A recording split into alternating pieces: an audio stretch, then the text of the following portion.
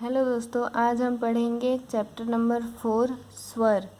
स्वर क्या होता है? स्वर ध्वनि का उच्चारण बिना किसी दूसरे ध्वनि की सहायता के अपने ही आप हो सकता है। यहाँ स्वर दो प्रकार का लिखे गए हैं, एक मोटे बिंदु और मोटे डैश से और दूसरा हल्के बिंदु और हल्के डैश से। आज हम पढ़ेंगे मोटे बिंदु और मोटे डैश। स्वर क्या होता है? हम कोई शब्द बनाते हैं, जैसे कुछ भी बोलते हैं तो उसमें बिना मात्रा यानी कि स्वर का इस्तेमाल किए हम कुछ नहीं बोल सकते, सामने वाले को समझा भी नहीं सकते कि हम क्या बोल रहे हैं। जो मात्राएं होती हैं उसे हम स्वर बोलते हैं। अब हम पढ़ेंगे मोटे बिंदु और मोटे डैश से लिखे जाने वाले स्वर।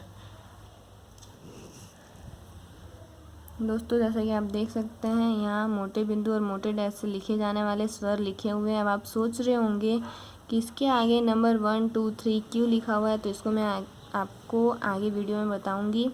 पहले मैं ये बता दूं कि मोटे बिंदु को से अ, ए और बड़ी ई की मात्रा लगाई जाती है संकेत लिपि में, और मोटे डैश से आ ओ और बड़ा ऊ की मात्रा लगाई जाती है संकेत लिपि में। अब हम देखेंगे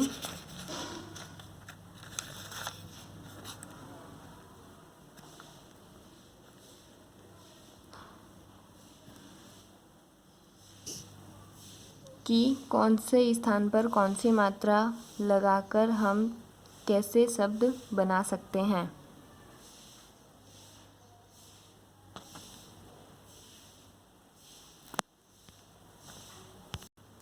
तो हम देख सकते हैं यहाँ पे नंबर 1 में दिया हुआ है, ऊपर से नीचे की ओर लिखे जाने वाले अक्षरों के स्थान ऊपर से आरंभ होते हैं नंबर 1 चित्र के हिसाब से।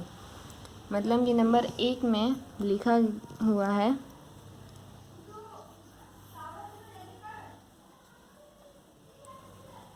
ये है प, फिर है ट, फिर है च।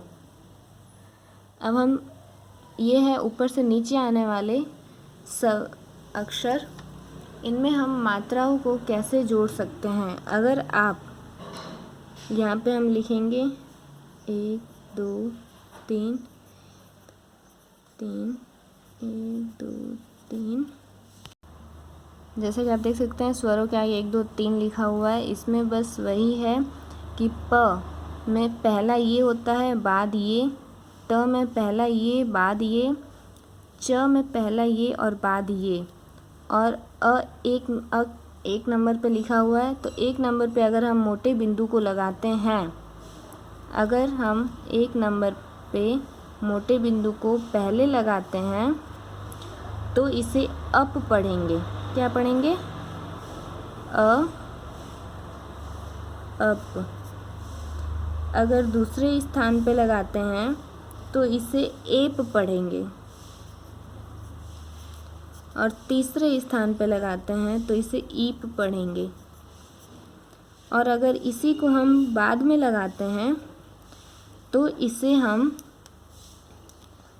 प पढ़ेंगे, फिर दूसरे स्थान पे लगाते हैं तो पे पढ़ेंगे, और तीसरे स्थान पे लगाते हैं तो पी पढ़ेंगे। ऐसे ही हम ट और च के साथ भी कर सकते हैं। ये है हमारी मोटे डैश और मोटे बिंदुओं की मात्रा। अब हम आगे देखते हैं कि आगे हमें क्या करना है। नीचे से ऊपर लिखे जाने वाले अक्षरों में स्थान नीचे से आरंभ होते हैं, जैसे नंबर 2 चित्र में। नंबर 2 आप देख सकते हैं एग्जाम्पल कि कैसे लिखा हुआ है। उसमें ल लिखा हुआ है, र लिखा हुआ है और व लिखा हुआ है, जो कि नीचे से ऊपर की ओर जाने वाले शब्द, नीचे से ऊपर जाने वाले अक्षर हैं। इसमें भी हम इस पहले वाले की तरह कर सकते हैं, लेकिन इसमें नीचे से स्थान चालू होंगे। जैसे कि हम एग्जाम्पल देखते हैं। मैंने ल लिखा, ल में इन सब में पहला ये, बाद ये, पहला ये, बाद ये, यानी कि लेफ्ट हैंड की तरफ पहला और राइट हैंड की तरफ बाद होता है। अब हम देखते हैं, पहले स्थान पे हमने अ की मात्रा लगाई तो इसे हम अल पढ़ेंगे। फिर दूसरे स्थान पे लगाई तो एल पढ़ेंगे, तीसरे स्थान पे लगाई तो इल पढ़ेंगे। और हम बाद में अगर इसको लगाते हैं पहले स्थान पे तो इसे ल पढ़ेंगे, और फिर दूसरे स्थान पे बाद में लगाते हैं तो ले पढ़ेंगे, और तीसरे स्थान पे लगाते हैं तो ली पढ़ेंगे। हो गया, ली पढ़ेंगे। अब हम देखते हैं थर्ड नंबर आड़े अक्षरों में स्वर या मात्राएं बाएं से दाएं की तरफ पढ़ी जाती है। जैसे नंबर 3 में आड़े अक्षर दिए हुए हैं क, म और न। दोस्तों आप देख सकते हैं यहाँ 3 नंबर हमने लिख लिया है। अब हम इसको भी इन सब की तरह सॉल्व करके देखते हैं। जैसे कि हमने क लिखा, क में अगर हम पहले अ की मात्रा लगा देते तो ये हो गया अक। फिर हम दूसरे स्थान पे मात्रा लगाते हैं तो ये हो गया एक, और तीसरे स्थान पे लगाते हैं तो ये हो गया ईक, और इसी को अगर हम बाद में लगाते हैं तो ये हो गया क, दूसरे स्थान पे हो गया के, और तीसरे स्थान पे हो गया की। दोस्तों अगर आपको वीडियो में कुछ दिक्कत हो रही हो तो प्लीज़ मुझे कमेंट करके ज़रूर बताएं, ताकि मैं और कुछ सुधार कर सकूं आप लोग को समझाने के लिए। अब हम देखते हैं आगे के नियम क्या कहते हैं। इन स्वरों को व्यंजनाक्षर के पास से लिखना चाहिए, लेकिन इतना पास न लिखें कि अक्षरों में मिल जाए। ऊपर के 6 स्वर मोटे बिंदु और मोटे डैश से सूचित किए गए हैं, और डैश व्यंजन के पास किसी भी कोण में रखा जा सकता है, पर लंबा कार अधिक सुविधाजनक और भला मालूम होता है। जैसे चित्र नीचे इसमें लिखा हुआ है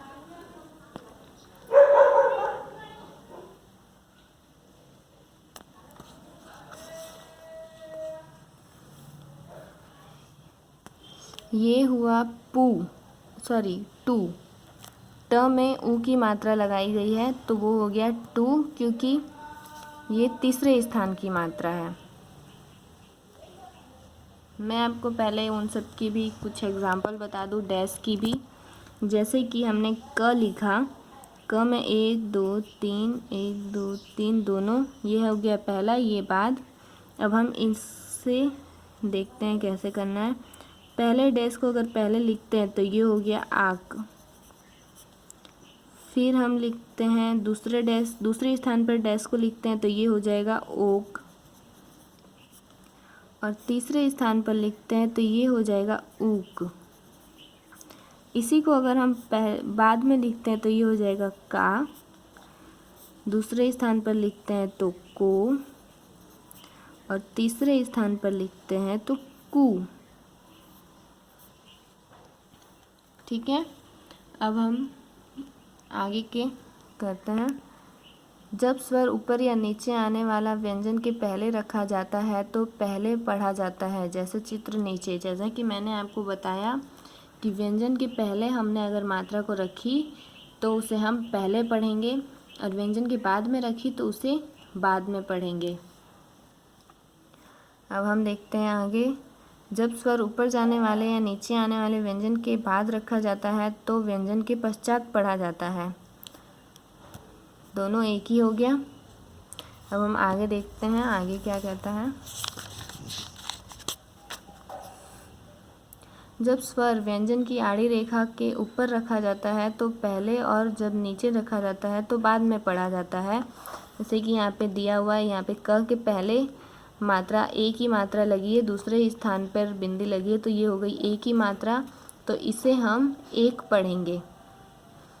फिर म के पहले स्थान पर डैश लगा है तो आ की मात्रा लगी है और आम पढ़ेंगे इसे। फिर ख के तीसरे स्थान पर मोटा बिंदु लगा है तो इसे हम ईक पढ़ेंगे क्योंकि पहले लगा है। ख के तीसरे स्थान पर मोटा डैश लगा हुआ है क्योंकि पहले लगा है, इसलिए हम उसे ऊख पढ़ेंगे। म के दूसरे स्थान पर मोटा बिंदु लगा है इसी और बाद में लगा है, इसलिए हम इसे में पढ़ेंगे। ख के दूसरे स्थान पर मोटा डैश लगा है और बाद में लगा है, इसलिए हम खो पढ़ेंगे। न के दूसरे स्थान पर मोटा डैश बिंदु लगा है, इसलिए हम इसे ने पढ़ेंगे, वो जो क्योंकि बाद में लिखा हुआ है। अब हम देखते हैं आगे। तो दोस्तों इस चैप्टर में ज़्यादा कुछ नहीं है, बस मात्राएं हमें किस तरह से लगानी है, कहाँ लगानी है, बस वही है जैसे कि मैंने आपको यहाँ पर बता दिया है।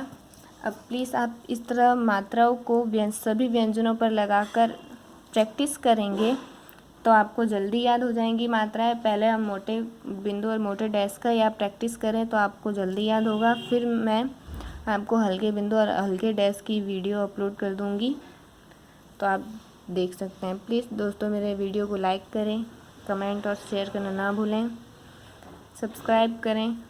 Thank you.